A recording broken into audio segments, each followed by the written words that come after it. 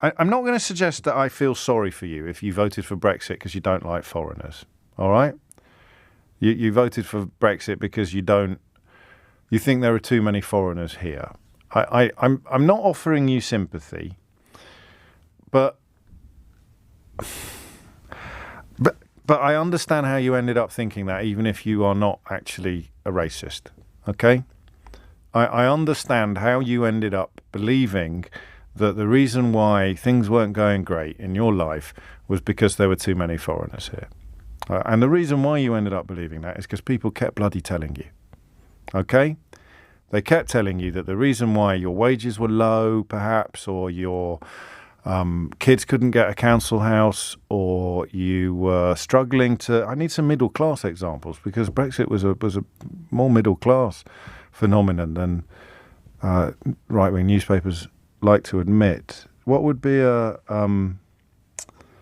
whatever it may be, I suppose wages being low, too many road. Didn't Farage once claim that he'd got stuck in traffic because of immigration? So many cars on the road because there are too many foreigners here.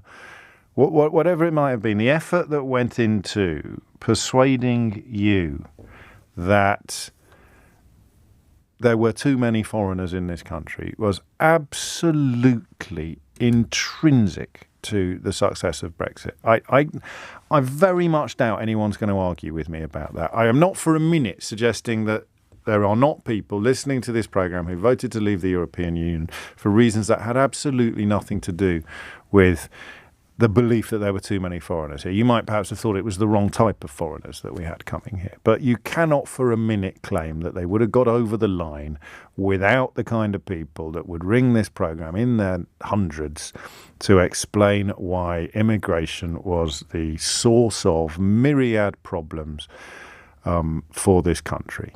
But on a personal and a public level, it was absolutely crucial.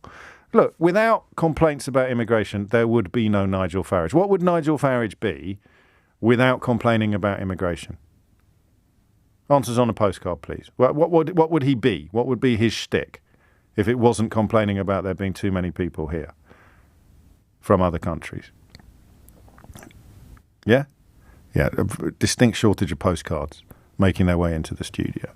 So I'm choosing my words carefully because I do think there are people who don't deserve to be lumped in with the xenophobic, racist rump.